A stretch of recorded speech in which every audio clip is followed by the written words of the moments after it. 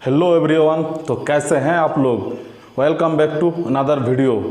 तो बहुत दिन से मेरे को बहुत सारे लोग मैसेज कर रहे थे इंस्टा पे या फिर फेसबुक पे, दोनों जगह मैसेज कर रहे थे कि बोल रहे थे कि एसएससी जीडी के मेडिकल के बारे में कोई एक वीडियो बनाइए और उसमें डिटेल में बताइए क्या क्या होता है और कौन कौन से प्रॉब्लम के वजह से मेडिकल में रिजेक्ट कर दिया जाता है। तो इसके बारे में डिटेल वीडियो बना के बताइए। तो मैं सोचा क्यों ना इस बारे में एक वीडियो बना लिया जाए। तो चलिए आज ये वीडियो मैं उसी बारे में बनाऊँगा। तो बने रहिएगा अंत तक और वीडियो को स्किप मत करिएगा और लास्ट तक देखिएगा, ताकि कोई भी वीडियो का कोई भी हिस्सा छूट ना जाए। हम हिस्सा आपसे छूट जाएगा तो फिर बाद में प्रॉब्लम हो सकता है। सो एंड तक देखिएगा। और हाँ, चैनल में अगर नए आए हो तो चैनल को जरूर सब्सक्राइब कर लीजिएगा और बेल आइकन को प्रेस कर दीजिएगा ताकि हर एक वीडियो आप तक पहुँचे। तो चलिए शुरू करते हैं। जय हिंद दोस्तों, मैं हूँ सुभायन और आप देख रहे हैं द बोंग फौजी यूट्यूब चैनल।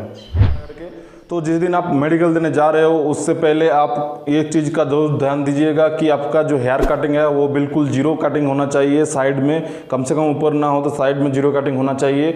और शरीर में बॉडी में कहीं भी बाल नहीं होना चाहिए। शरीर में जहाँ पे भी बाल होता है सारे बाल को रिमूव कर दीजिएगा। उसके बाद जाइएगा और अच्छे से नहा धो के साफ़ सुथरा होके और हाँ, ज़्यादा से ज़्यादा पानी पी के फिर जाइएगा। तो जाते ही आप लोगों का पहले डॉक्यूमेंट्स वेरिफिकेशन करेगा। जो मतलब डॉक्यूमेंट्स चाहिए होगा वहाँ पे मेडिकल के लिए वो सब वेरिफिकेशन होगा। उसके बाद आपका मेडिकल टेस्ट शुरू होगा। तो लोगों का टेस्ट होगा आँखों का। तो उसमें क्या होता है कि एक ऐसे जैसे देख रहे हैं आप, एक ऐसे लेटरों का लिस्ट दिया हुआ होगा जिसमें ऊपर से लेकर नीचे तक बड़ा से लेकर छोटा छोटा छोटा करके दिया हुआ होगा। तो उसको डिस्टेंस से आपको पढ़वाया जाएगा, एक आंख बंद करके पढ़वाया जाएगा। और उसमें लाइट होगा जहाँ पे मतलब वो टंगा हुआ होगा, प्रॉपर लाइट दिया जाएगा वहाँ पे, उसका कोई दिक्कत नहीं है। लेकिन एक बात आप जरूर ध्यान दीजिएगा, जब आपको उसको पढ़ने के लिए बोलेगा, जब आपका एक आंख बंद करेगा तो उस टाइम एक बात जरूर ध्यान दीजिएगा कि आंख आप बंद नहीं करना है। जैसे ऐसे आपको आंख को बंद करता है ना, आंख अंदर से खुला रखिएगा। अगर आंख आप बंद कर देंगे तो उसमें आपको थोड़ी देर बाद आपको जब दूसरा आंख से देखने के लिए बोलेगा तो आपको उसमें धुंधला दिखाई देगा। तो ये प्रॉब्लम हो सकता है। तो इसके वजह से जैसे आपको आंख बंद करेगा तो आंख खुला रखिएगा और पढ़िएगा। उसके बाद आपका उसी में हो जाता है आपका आई टेस्ट में एक कलर ब्लाइंड करके होता है। उसमें कलर के अंदर अलग अलग डिजिट लिखा होता है और उसको आपको पढ़ना पड़ता है। उसको आपको बोलना पड़ता है कौन सा डिजिट लिखा हुआ है। तो ये ऐसे होता है कलर ब्लाइंड टेस्ट। उसके बाद आपका होता है कानों का टेस्ट। कानों में आपका कोई दिक्कत तो नहीं है, कानों का पर्दा फटा हुआ तो नहीं है। मशीन से चेक किया जाता है, कानों के अंदर लाइट मार के फिर चेक करा जाता है। अगर आप टेस्ट देने जा रहे हो तो उसके पहले कान को जरूर एक बार अच्छे से साफ़ कर लीजिएगा और साफ़ करके फिर जाइएगा। ये मेरी सलाह है। तो उसमें थोड़ा सा दिक्कत कम आएगा। उसके बाद आपका आता है दांत, टीथ।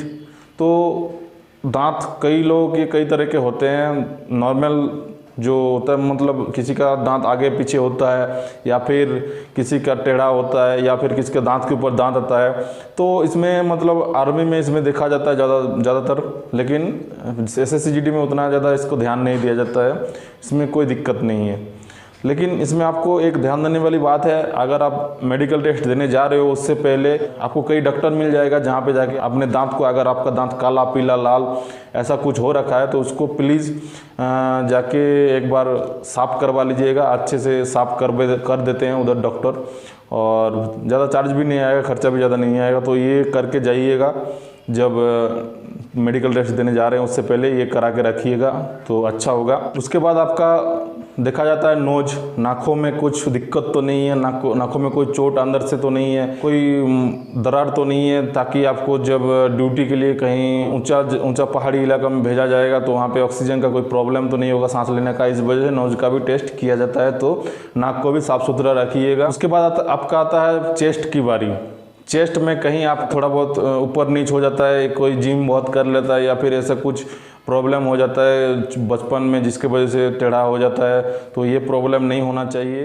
एसएससी जीडी में चेस्ट का एक्सरे भी होता है, आर्मी में हालांकि नहीं होता है, लेकिन एसएससी जीडी में चेस्ट का और बैक का दोनों का एक्सरे किया जाता है। तो उसमें आपको पता चली जाता है, अगर अंदर कोई प्रॉब्लम होगा तो उसमें दिख जाएगा। उसके बाद आपका आता है हाथ। जैसे आपका मेरा हाथ आप देख सकते हैं, जैसे कि मेरा हाथ स्ट्रेट है, ज़्यादा स्ट्रेट भी नहीं है, ज़्यादा टेढ़ा भी नहीं है, ठीक है।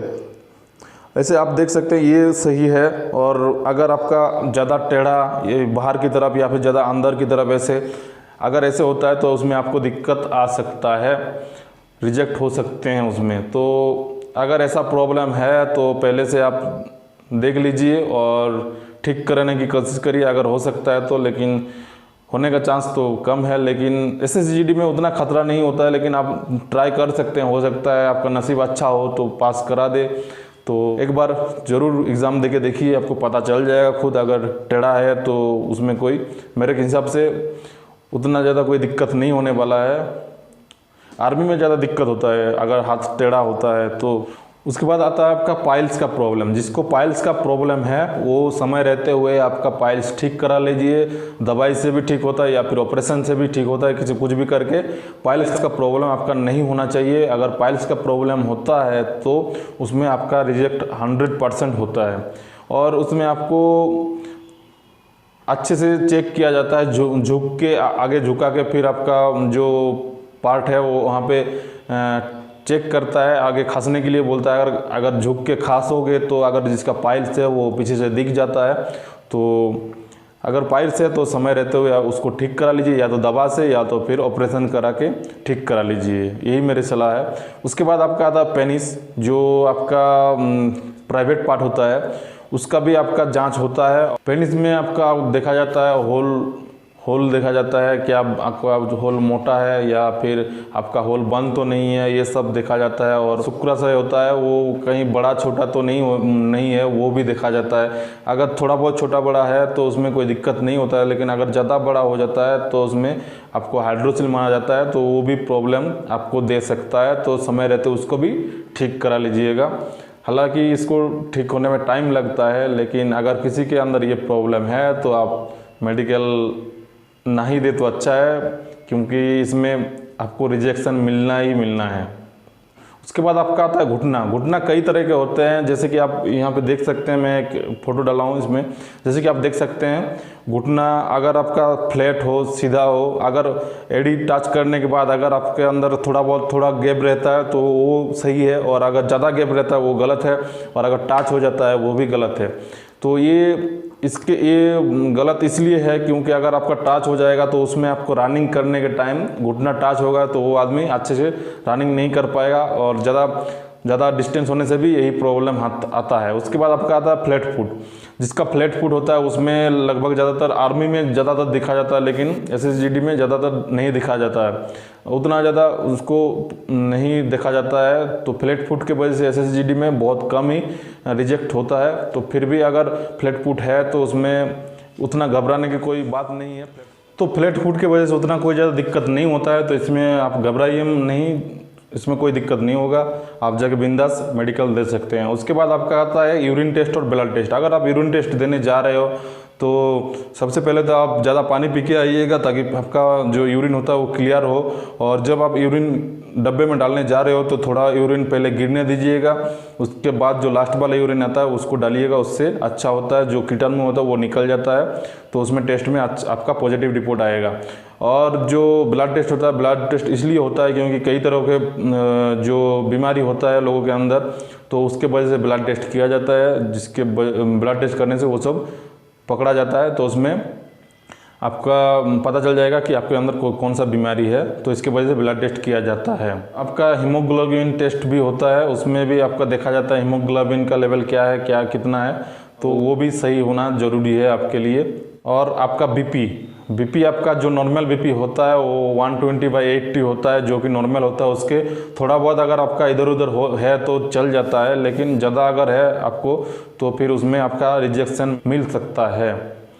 तो उसमें आप बीपी नॉर्मल रखने की कोशिश करिए, अच्छे से खान पीन करिए, अच्छे से खाना खाइए, अच्छा सेहत वाला फ्रूट्स खाइए, तो उसमें आपका बीपी नॉर्मल रहेगा। और आपका हार्ट बीट देखा जाए, जो हार्ट बीट आपका कैसा है चल रहा है उसका भी आपका टेस्ट किया जाता है। और क्योंकि आपको जब हाई रिस्क एरिया में ड्यूटी भेजा जाता है तो उस टाइम आपको प्रॉब्लम हो सकता है हार्ट बीट का, तो इस वजह से आपको चेक किया जाता है। और जब कोई आदमी मोटा होता है उसके बाद वो धीरे धीरे मेहनत करने से दुबला हो जाता है, है तो, या फिर दुबला आदमी मोटा हो जाता है, तब शरीर में जो चमड़ी में जो स्क्रैच मार्क होता है, शरीर में कहीं पे स्क्रैच मार्क है तो उसके वजह से कोई प्रॉब्लम नहीं होगा। हालांकि आर्मी में देखा जाता है स्क्रैच मार्क भी, तो आर्मी में रिजेक्ट कई बार कर दिया जाता है, लेकिन SSGD में कोई टेंशन लेने की बात नहीं है इसमें। और उसके बाद अगर आप बचपन में कहीं गिर के चोट लग गया है या फिर एक्सीडेंट की वजह से कहीं एक्सीडेंट हो गया है जिसके वजह से काट मार्क रह गया है, तो उसको अगर जितना जल्द हो सके अगर डॉक्टर के सलाह से अगर वो ठीक हो सकता है, मिट सकता है, तो डॉक्टर की सलाह ले लीजिए, या फिर आपको प्रॉब्लम हो सकता है इसमें भी। तो ये काट मार्क नहीं रहना चाहिए शरीर में। और हाँ, अगर आप आर्मी की तैयारी ले रहे हैं तो शरीर में कोई टैटू मत कराइएगा। टैटू सख्त मना है फौज में, और अगर करा भी लिए हैं तो उसको ज़रूर रिमूव करवा दीजिएगा अगर हो सके तो। रिमूव कराने से ही अच्छा है। और फौज में तैयारी करने वाले बिल्कुल टैटू नहीं करवाइएगा। और जिम भी मत करिएगा। अगर जिम करते हैं ना तो शरीर में हर जगह से आपका मांसपेशी निकल जाता है, भेन निकल जाता है, जिसके वजह से आपको रिजेक्ट कर दिया जाता है आर्मी में भी और SSGD में भी। तो इस बात का ध्यान रखिएगा, जो फौज के लिए तैयारी कर रहे हैं जिम मत करिए, मेरा सलाह है। अगर आप लोगों को रिटन टेस्ट या फिर फिजिकल के बारे में कोई भी दिक्कत हो रहा है तो मेरे को DM करिए इंस्टा पे या फिर कमेंट करिए। कोई भी प्रॉब्लम हो रहा है तो मैं आप लोगों को ज़रूर रिप्लाई करूँगा और बताऊँगा क्या करना है क्या नहीं। तो ज़रूर कमेंट करिए या फिर DM करिए इंस्टा पे। वीडियो का अगर यहाँ तक देख लिए हैं तो ज़रूर एक लाइक कर दीजिए और सब्सक्राइब कर दीजिए और बेल आइकन को प्रेस कर दीजिए, ताकि मेरा हर एक वीडियो आप लोग तक पहुंचे, और अपना दोस्त के साथ शेयर ज़रूर कर दीजिएगा। तो आज के लिए बस इतना ही। जय हिंद, जय भारत।